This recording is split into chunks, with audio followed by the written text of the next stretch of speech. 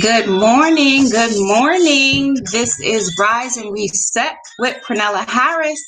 Come on in, join me. Come on into the room. First person on receives this $10 CVS gift card. First person up. All right. I am going to Facebook so that I can watch as well. Say hi when you join in the room. All right. Get my playlist going. Good morning. Good morning. Come on in. Here we go. Uh-oh. That's right. Today we're talking about fear. Come on in, guys. Join me. Come on into the room. Sorry, I'm finagling with my phone as I get. All right. So we're up there. Good morning if you're on. Good morning. First person out. Good morning, Sandy. Good morning, Michael. Good morning, guys. Thanks for joining me. All right. Morning, Thamar. Morning, Denise. Come on in, guys. All my favorite people in the room, come on in.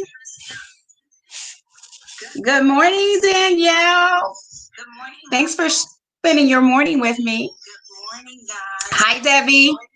Deb Mancuso is on. Come on into the room. Come on in. Morning, Thamar. Morning, Denise. Come on in, guys. All my favorite people in the room, come on in.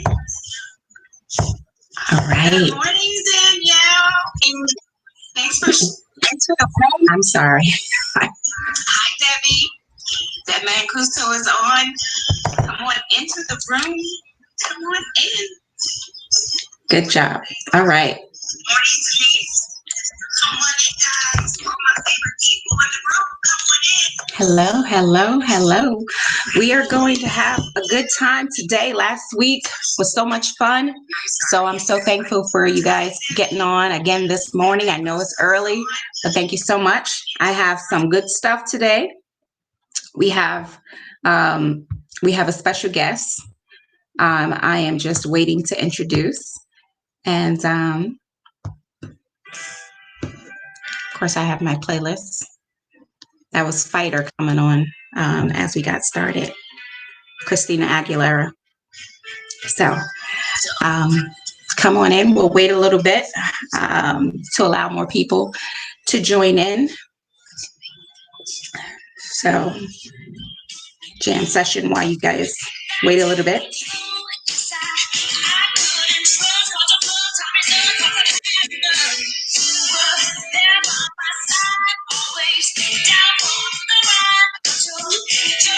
All right. So let's see what we. All right. So I'm using a new system today, and I am. Okay. So I'm using a new system today. So bear with me, because there is a small lag in what I see and then what I hear. So, all right, guys. So let's see. All right, we're gonna turn this down a little bit. Okay. So, good morning. Good morning. Welcome to everyone who just joined. I'm Prunella Harris, licensed clinical social worker with Restorative Family Services. And we're just offering some encouragement, some inspiration, getting up early to start our day off on the right track, rise and reset. So today we're going to be covering fear. And I want to talk to you a little bit about what fear is. Fear is just an unpleasant emotion. It's a human emotion that keeps us alive. It really is set up just to warn us or to light a fire under us so that we can act. Without fear, we would probably be walking into traffic. We would probably be handling poisonous snakes. So, in order for us to survive and evolve as a species, we have fear to warn us against danger. Now, sometimes we have irrational fears, and those are fears that have come up based on our learned experiences, based on traumatic experiences. And so I'm going to show you, by the end of today, we're going to show you some ways that you can effectively overcome fear. So let's get into it. Now, before we get into it, I want to know, are you guys ready for story time? Let me know if you guys are ready for story time. Type in yes if you are ready for story time. Who's ready for story time? Who's ready for story time? Who do I see? Let's see. Oh, Michael Albert is on. Hi, Michael. Um, hi, Troy. Troy Harris is on. Are you guys ready for story time? I'm about to. Denise says yes. Denise is ready for story time. Danielle is ready. Thamar is ready. Sandy says yes, she's ready for story time. Hi, Candia. I saw Candia up there. Hi, Candia. All my favorite people are in the room, getting up early. Hi, Christina. Hi, Christina. All right. So you're all ready for story time. Okay, great. Perfect. My story today talks about a young buffalo. All right, so I'm reading. Okay. One day on the plains of Africa, a young buffalo named Walter approached his dad and asked him if there was anything he should be afraid of. Only lions, my son, his dad responded. Oh, yes, I've heard about the lions. If I ever see one, I'll turn and run as fast as I can, said Walter. No, that's the worst thing you can do, said the large male. Why?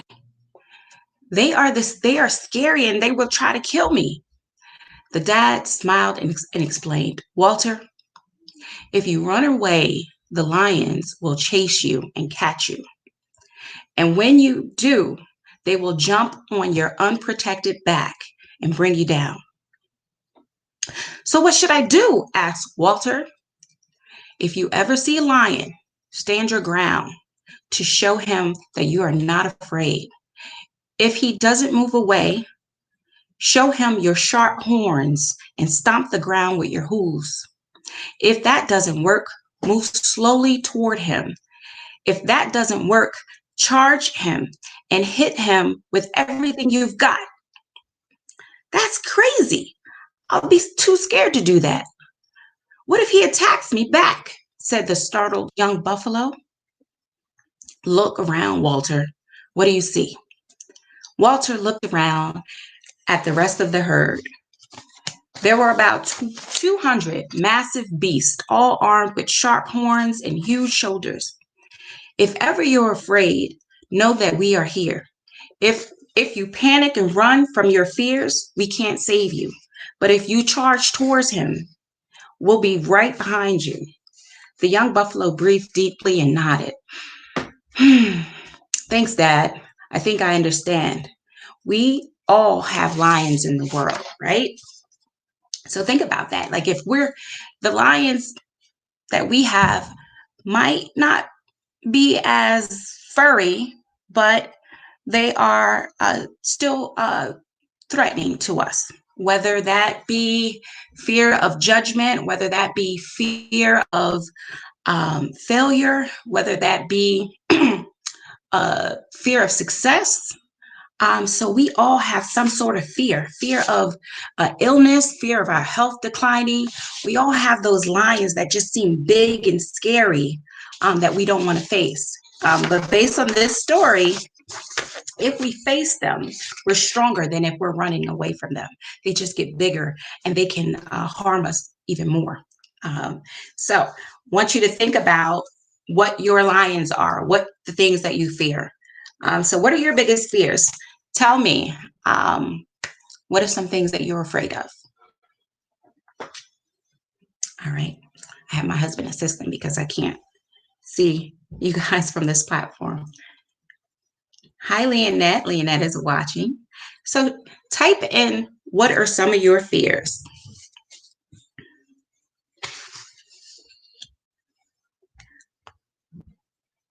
All right.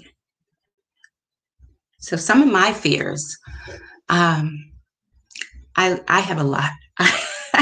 I'm afraid of insects. I'm afraid of dogs, big dogs especially. Small dogs don't bother me so much, but huge dogs do. So Famar says, fear of not being the best mom. Yes, I get it. You want to do the best you can, and you just really worry about growing these small people. Okay. Anybody else?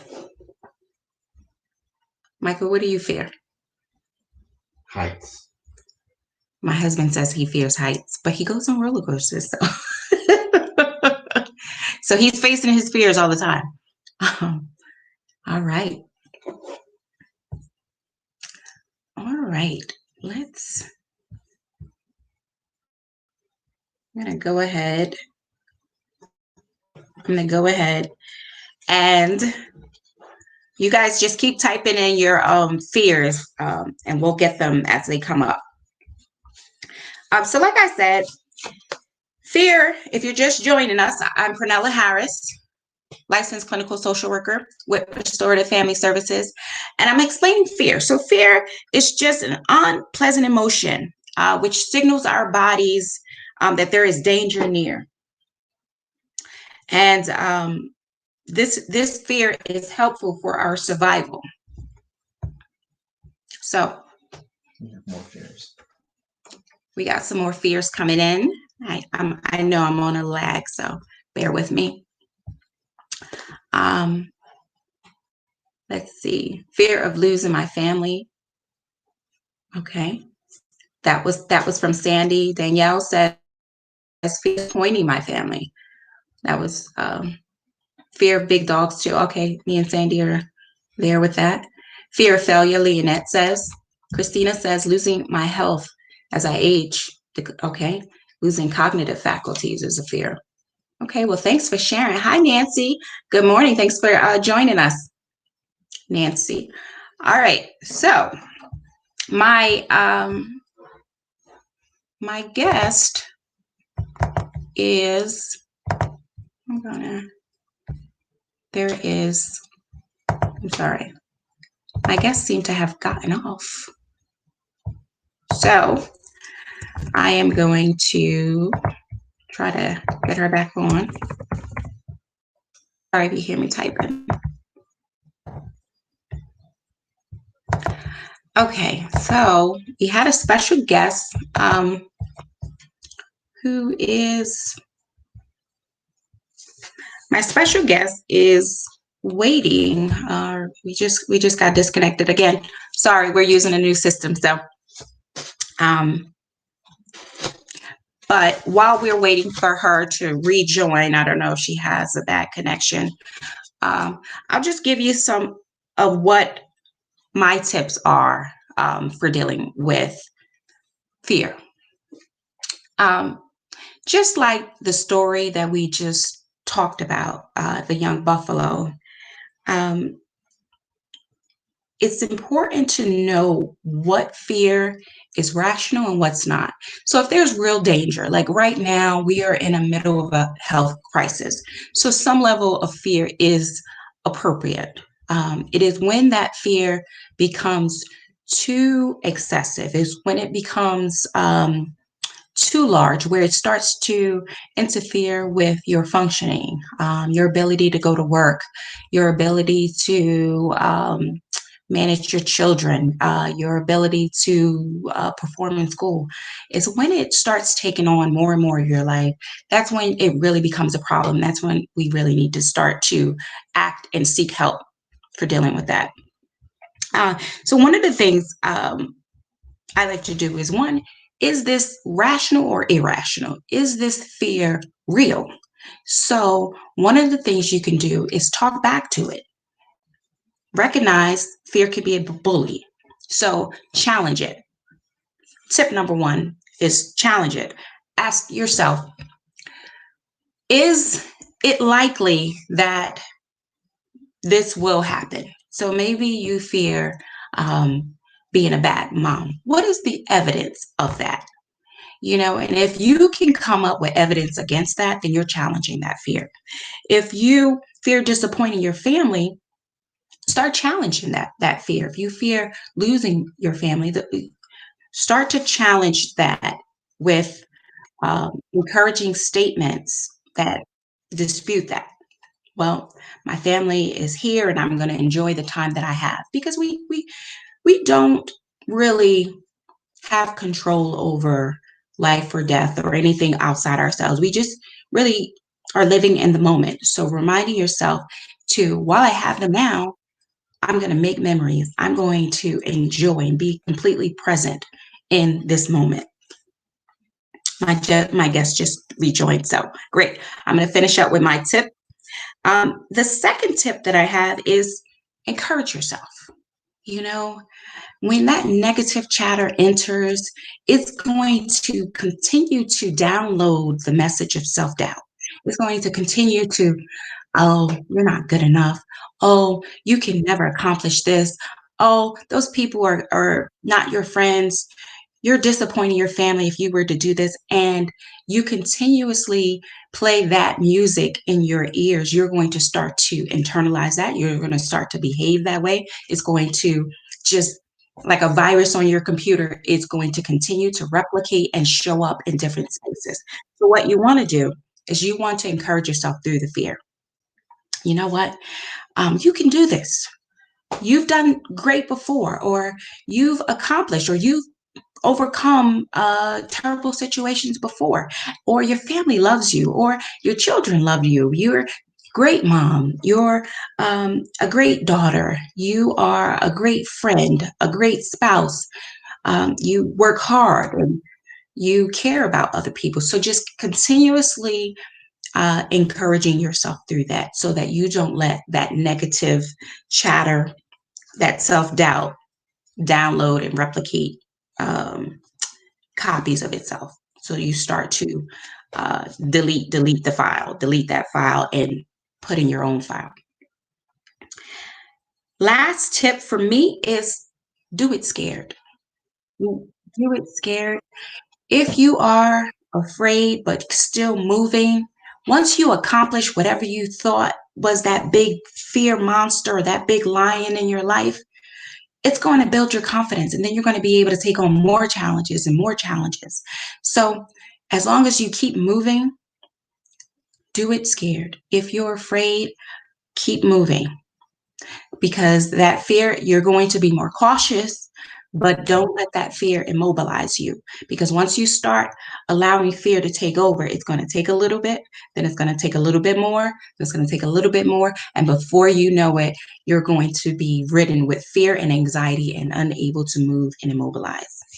So that is what I have for you guys. Um,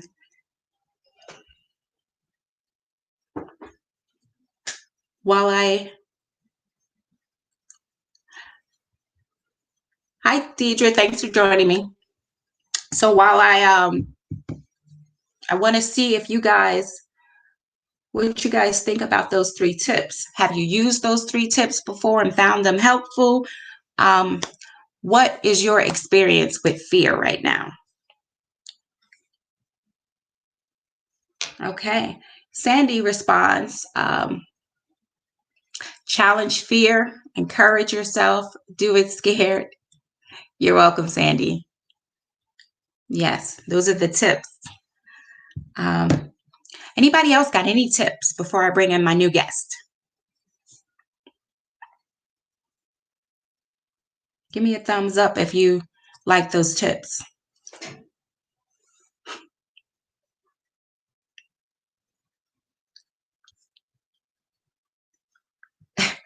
My husband's here like, okay. All right. So without further ado, I want to introduce a special guest of mine, Christina Valdez. She is a graduate student, and the end of this month, actually, she will be graduating with her master's in social work. She attends Marywood University and has been a really blessing for our practice and has been helping out tremendously. So she's going to share her experience with fear. Okay.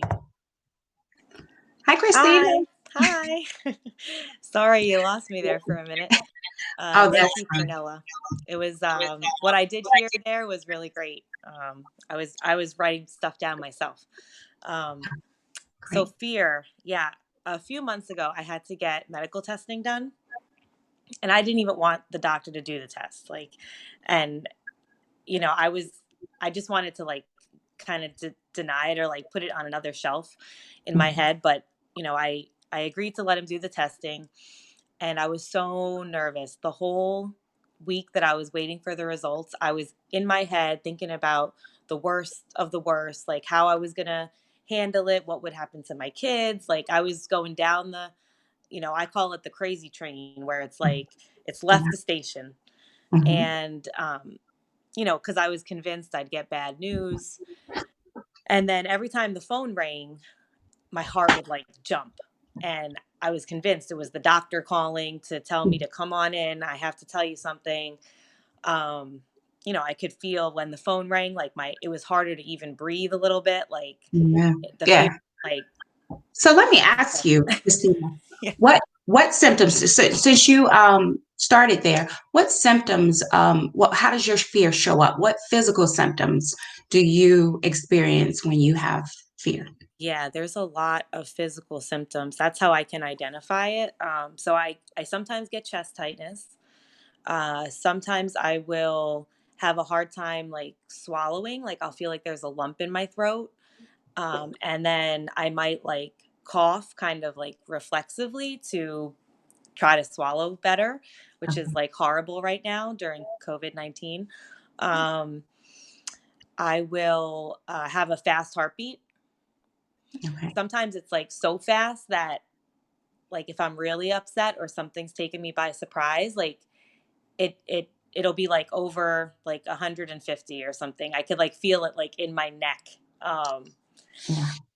Okay. Yeah. And when I get fearful, I sweat. Like I sweat under my armpits. I mean, like, so every time I have to speak, I'm like dressed in layers. I have a sleeveless under there because I know I'm getting hot. And I sometimes, if I'm real nervous, I turn red, and it's not like I can hide that. I can't hide it. I'm like marooned, and I'm like I'm okay. I'm fine. But yeah, so there are some physical symptoms. So let's ask the audience. I want to ask the viewers, what do you feel when you get fear? How do you know? What's the physical symptoms that you feel when you get fearful? Go ahead and type it in and let me know what you feel.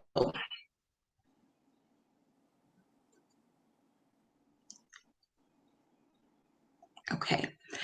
So we're going to wait for some responses to come through.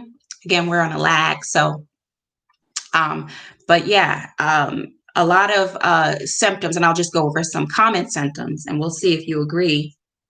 Um, but there is sweaty palms, there's shakiness, there's racing thoughts. These are symptoms of anxiety. And fear and anxiety are one and the same. Can't talk. Same. Sandy reports that when she gets very fearful, she can't speak.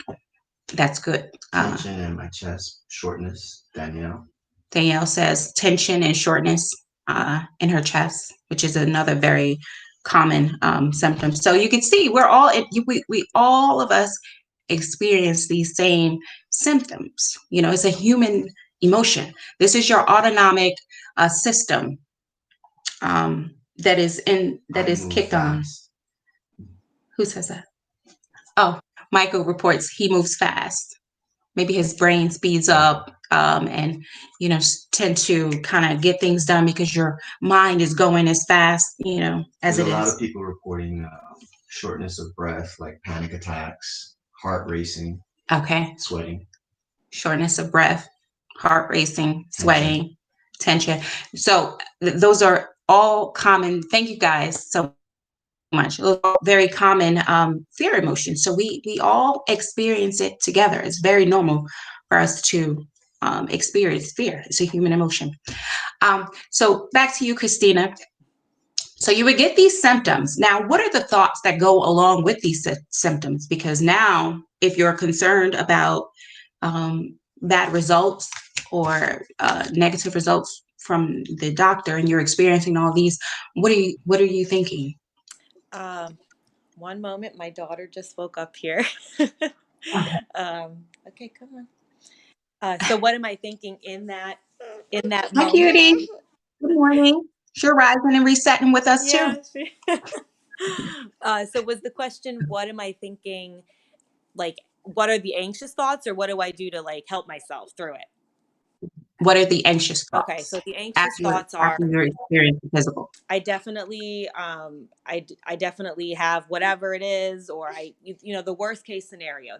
I just keep thinking about it, and then I like plan for the worst case scenario. So it's like such a waste of brain space and energy for me. I feel like that logically, because I'm planning for something that hasn't even happened yet.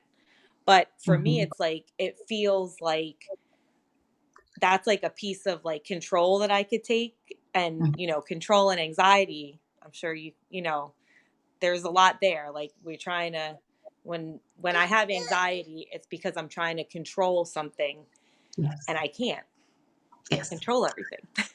Yes. And so you bring up a really good point, is when we experience anxiety, we feel a loss of control. We feel a lack of control. So then we start to do like, okay, well, because I don't have control of this, we start to engage in rituals that will bring us back some sense of control. And usually when we're in that irrational fear space, where we can't access our, I'm about to get real technical, we can't access the prefrontal cortex in planning, because we're in that fear response. So we have to fight or flight. We have to do, and we just start doing things that makes no real movement into what is necessary to deal with the crisis. So if we were to give ourselves some space and some time, we can let our brain system that controls planning and decision making get online, so that we can effectively manage that crisis, whatever that crisis is. So now let's talk about what are some things that you do to cope with your anxiety? Yeah, I do have a few go-tos. So one of the things is radical acceptance of reality. So when I get in an anxious space, part of me is like fighting with like reality a little bit.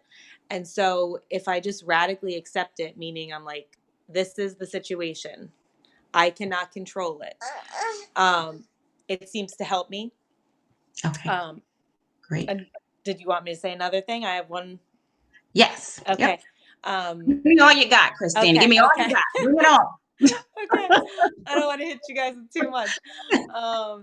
Another one is deep breathing. So this is really good when I'm very upset, like that prefrontal cortex is not working and I'm just like a mess, because I could do it anywhere. It takes no logical mind. So what I do is I just do like 6 seconds in, like hold for 6 seconds. Yes. And then out for 6 seconds. And I do that for as long as I have to, until I feel calmer, until the bodily symptoms of anxiety start to go down. Yes. Now let me give you the very sciencey thing that is happening when you're deep breathing. When you're deep breathing, you are manually overriding your autonomic nervous system. So those natural fear responses that I talked about, the sweating, the heartbeat faster, the breathing faster, those racing thoughts, those all happen naturally because your brain are sending hormones to your body saying, hey, there's some danger going on. We don't know what it is, but we need to do something. So it's releasing adrenaline. And so when you deep breathe, what you're doing is it's a manual override. So you're slowing down your heartbeat to slow down your breathing. And now you're releasing hormones to say, okay, things seem to be okay. We're all right. We're safe. And so couple that with some other strategies that we talked about with now we're thinking, now we are reinterpreting the fear stimulus. So now we're learning that, okay, it's maybe not that bad, or maybe we're going to push through this. But whatever it is, you have that internal dialogue to relabel what that fear response is. So to give yourself that space, the very first thing to start with would be the deep breathing, because you're going to be able to think about what you need to do for this particular internal fear response. Allowing yourself that time and space, and then you can start to go down and allow your brain center for decision making to get online so that you can effectively problem solve. So tell me what you think about that. Give me a thumbs up if you like that. Thumbs up, thumbs up, thumbs up, thumbs up. Great job, Christina. Great job, Christina. Oh, thank you. All right. So yeah, so hi Stephanie. Stephanie just joined us. So we covered some tips to overcome fear. We gave you about 5 tips. Christina said deep breathing and radical acceptance of just, hey, you know what? Things are happening outside my control, and I just have to be okay and figure out a way to deal. I got to surf this wave and deal with this. Palima Reyes says your baby is cute. Oh, they think you're cute. Good morning, Deb. Deb is watching. Okay, so what do you guys, what are some of your tips? Did we miss anything? Give me some tips. Let's help the community. If you have some other tips that you use to deal with fear, that is great. If you have some other tips to deal with fear. So go ahead. All right, Christina, I know you have things to do and you're going to take care of your baby. So thank you so much for getting on and sharing your experiences. Very helpful. Thanks so much. Thank you, Prunella. This was great. Thank you. You take care. Okay, bye-bye. All right. So guys, tell me what you do when you get very fearful. How do you calm yourself? What do you do? Okay. We're going to be wrapping up here, but I want to see what you guys do. Sandy says pray. Absolutely. Yes. Prayer helps. If you have a spiritual connection, prayer can resolve a lot of your issues. So thank you, Sandy, for bringing that. Thamar says embrace it. Again, with the radical acceptance, understanding, hey, you know what? I do not have control in this moment. I'm just going to embrace it and not fight it. Grounding exercises. Yes, Candia, that is great. Grounding exercises is where it's a mindfulness technique where you use all 5 of your senses and present yourself right in that moment. So sometimes our anxiety is either ahead of us or behind us. So we're either anticipating what we have to do for tomorrow or what will happen for tomorrow, or we're consumed with thoughts of the past. This person said this to me, this person did this to me, and we ruminate over and over. So when you ground yourself, you bring yourself into that moment. Stephanie Ansari says praying. Yes, Stephanie, thank you for that. Debbie Mancuso says mindful exercises, being present. Yes, great. Christina Linway says deep breathing, reassure, myself that she can get through it. Yes. Thank you, Christina. Thanks for that. Okay, so don't go anywhere. Don't go anywhere. All right. I know a little past. We're like 4 minutes past. But I got a riddle. So who won the first prize? You remember? No? Okay. I'll go back. I remember I said it earlier. But we got one more prize. All right, let's see if you guys can get this riddle. All right, I'm going to give you a good one today. Okay. First one to get the riddle wins this $10 CVS gift card. I'll contact you for shipping information. All right. So, okay. Here's one.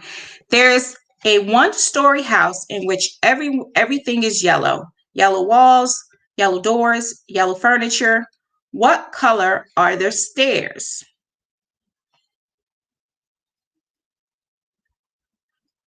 First one to answer correctly gets the CVS gift card.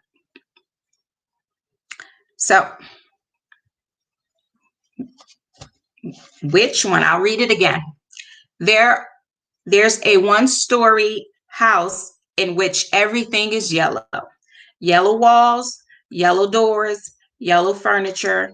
What color are the stairs?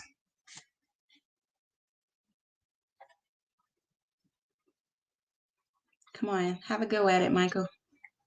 Yellow. Leonette gets it right. There are no stairs. It's a one-story house. Great job, Leonette. You've earned the CVS gift card.